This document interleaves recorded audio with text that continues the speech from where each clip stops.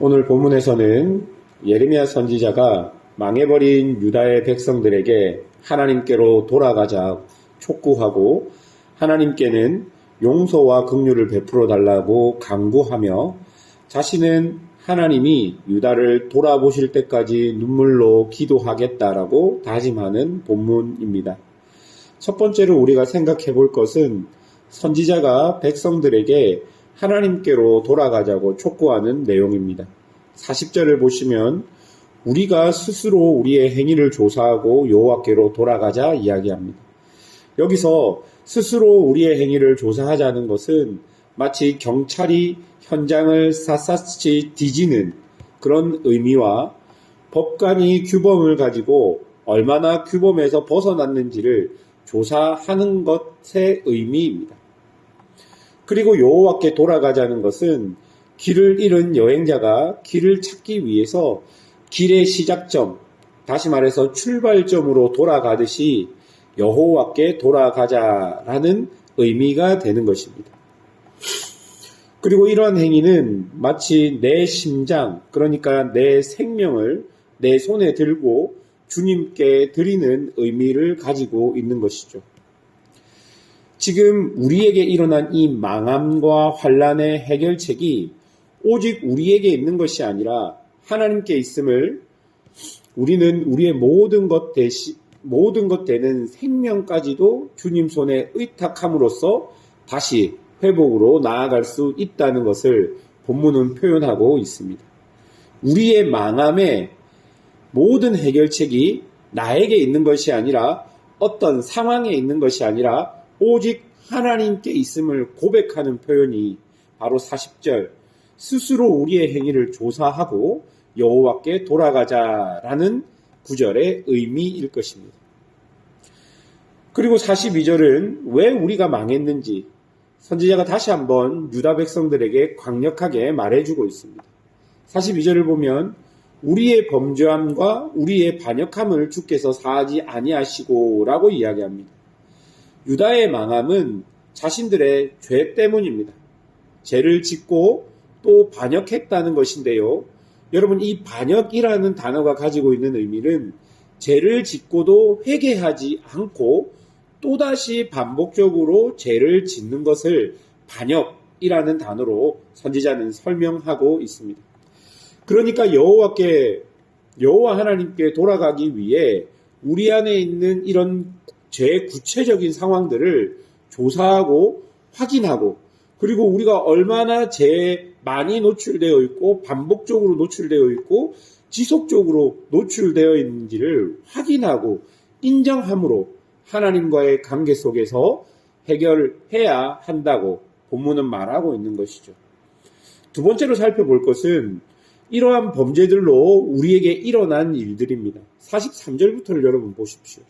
42절에 말하는 범죄함과 반역함으로 인하여 우리에게 일어난 일들을 말해주는데요. 43절에 진노로 하나님이 스스로 자신을 가리셔서 우리로 하나님을 보지 못하게 하셨다라고 이야기합니다. 또 마치 사냥꾼이 짐승들을 추적하여 죽이듯이 하나님이 전혀 자비와 긍휼을 베푸시지 않게 되었다라고 말하고 있는 것이죠.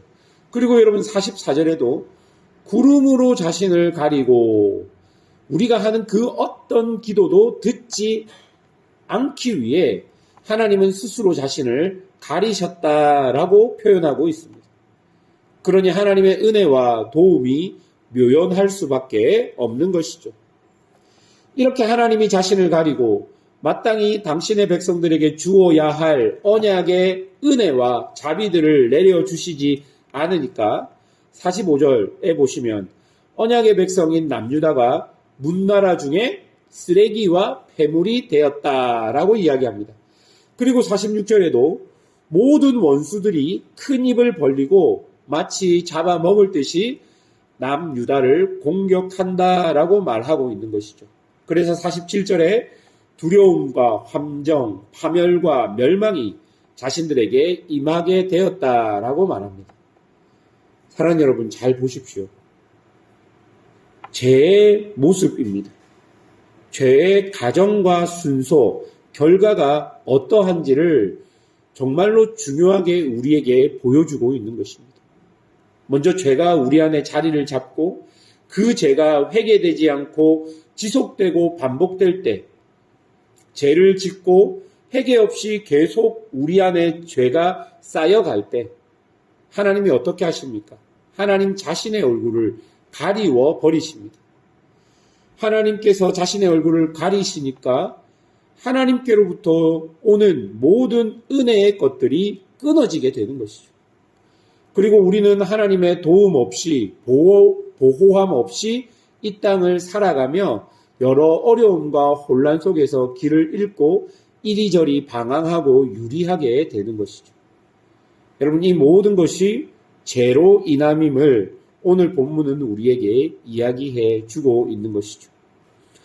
이런 현실이 언약의 백성들에게 다가왔습니다. 그것을 지켜보는 선지자는 눈물을 흘립니다. 48절 보십시오. 딸 내 백성의 파멸로 말미암아 내 눈에는 눈물이 시내처럼 흐르도다. 여러분, 여기서 시내처럼 흐른다라는 것은 멈추지 않는다라는 것의 표현입니다. 선지자는 이 모든 죄의 결과를 보고 너무 기가 차고 어이가 없어서 망연자실할 수밖에 없었다는 것을 눈물이 시내처럼 흐른다라는 시적 표현으로 표현하고 있는 것이죠. 언약의 백성, 하나님께 선택받은 민족이 어떻게 이렇게까지 비참하게 될 수 있을지, 선지자는 결코 이 모든 것들이 이해될 수 없었고 이해되지도 않았고 받아들여지지도 않았던 것입니다. 그래서 50절, 하나님이 다시 그 자비와 긍휼을 그 백성들에게 베풀어 주실 때까지 기도하며 하나님께 간구하겠다. 선지자는 결심한 것입니다. 사랑하는 여러분, 결국 회개치 않은 죄, 내가 아무렇지 않다고 생각한 내 죄들이 하나님과 우리 사이를 내었던 것이죠. 이것을 해결할 방법은 내가 내 죄를 샅샅이 찾고 조사하여서 처음 대신 시작 되시는 하나님께로 돌아가서 회개하며 하나님의 자비와 긍휼을 구하는 방법밖에는 없는 것입니다. 그렇지 않으면 그 죄의 저주와 참혹함이 우리에게 내려지는 것이죠. 그러나 여러분, 이제 우리에게는 그 죄의 저주를 우리 구주 예수 그리스도께서 단번에 완전히 십자가에서 사해 주셨습니다. 그러니 우리는 이제 우리에게 있는 죄의 문제를 가지고 그 십자가로 나아가면 되는 것이죠. 그러면 그 어떤 문제와 죄도 그 십자가 위에 쏟아진 하나님의 그 참혹함, 그 모든 율법의 저주들을 우리 구주 예수 그리스도께서 받으심으로 말미암아 하나님의 자비와 긍휼이 십자가를 통해 우리에게 주어지게 될 것입니다. 오늘 선지자는 비참함에 있는 하나님의 백성들을 보고 이 비참함을 해결해 주실 그 은혜를 찾고 있었던 것입니다. 그런데 이미 우리에게는 구주 예수 그리스도께서 오셔서 십자가로 이미 그 참혹함을 다 해결해 주시고 오직 하나님의 자비가 풍성하게 우리에게 임할 수 있는 길을 열어주시게 된 것입니다. 오직 그리스도의 십자가만이 하나님과 우리를 이어주는 자비와 긍휼의 통로가 되는 것입니다. 그러니 사랑하는 여러분, 그 어떤 죄라고 할지라도 여러분이 생각할 때 이것은 하나님조차도 해결할 수 없는 문제와 죄라고 생각하는 모든 것까지라도 십자가로 나아갈 때 하나님의 자비와 긍휼을 우리가 경험하게 되는 것이죠. 죄에게 여러분의 주도권을 내어주지 마십시오.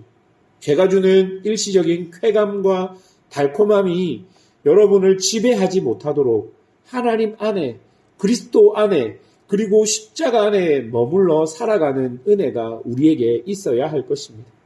오늘 본문을 보십시오.